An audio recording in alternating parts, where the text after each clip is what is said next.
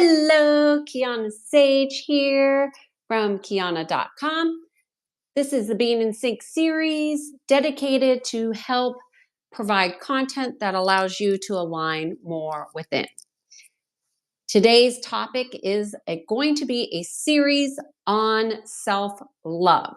And the reason why I've chosen to do a series on self-love is because most people struggle with self-love because it's not taught, or they don't have really good examples of what self-love is, or how to even check to see if they're loving themselves as much as they can.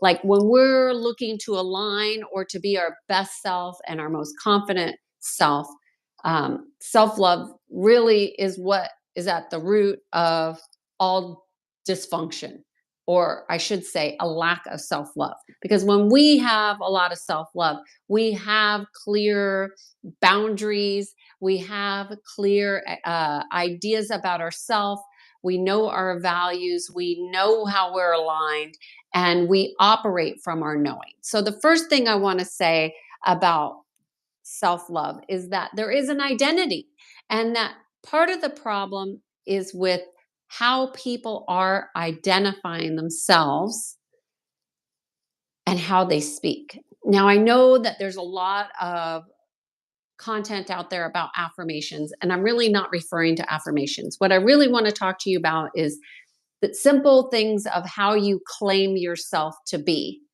And oftentimes when people are claiming themselves a particular way, it's by saying, oh, well, I am anxious, I am depressed, I am fat, I am not healthy, I could be better. It's usually identification in a way that brings you down energetically to what's called a lower frequency.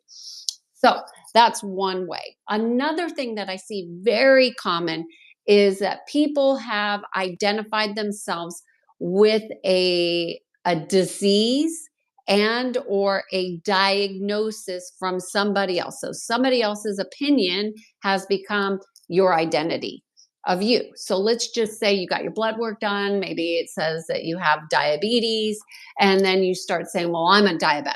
Well, honestly, no, that's something that you're contending with within your body, but that's not at all who you are.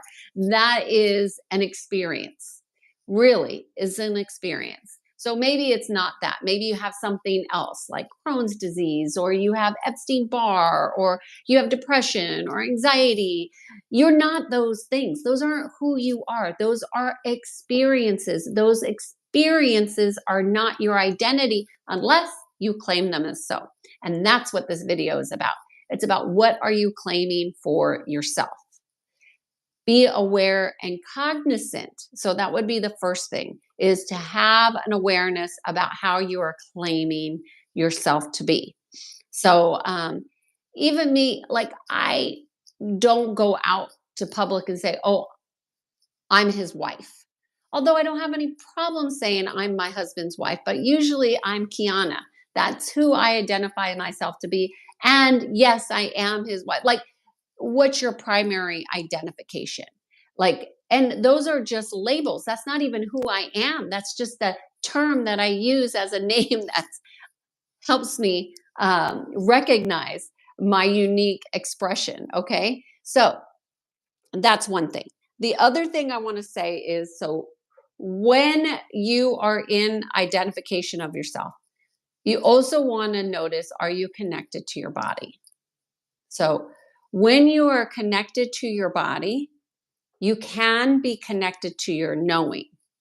But if you tend to, like a lot of people do, tend to be in your head a lot and thinking a lot and have a lot of looping thoughts, that will disconnect you from your body, which disconnects you from your knowing, and that will change how you identify.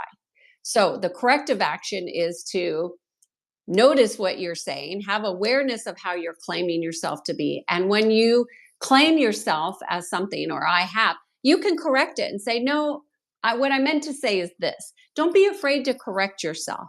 And if you notice it a lot, you can do tick marks on a piece of paper for like a week and just notice, how do I How do I identify myself to others? So you have an awareness of that. And then to correct it. Like I know who I am, and who I am is much bigger than what I portray on this video. It's way bigger than what my clients get a taste of. But it's not my business to put that out there. I really don't have a connection to being a particular way that people want me to be. That's why I'm here in a hoodie. Like if you saw me last week, I'm not trying to be a false guru here. I just want to put out content that helps people to make a change when they're ready to make a change. And if you want to love yourself more, well, then my suggestion is to become aware of how you are claiming yourself as, and to be connected to your body so you can connect to your knowing, and that will help you make those subtle adjustments and re-identifying yourself with who you truly are. And that's not for me to tell you who you truly are, but I will say I absolutely know if you're here listening to this video, you are much more powerful than what you are aware of. So my name is Kiannaa Sadge, and I guide people to peace. I hope you have a fantastic day, and I look forward to tomorrow's part 2 of self-love. Cheers.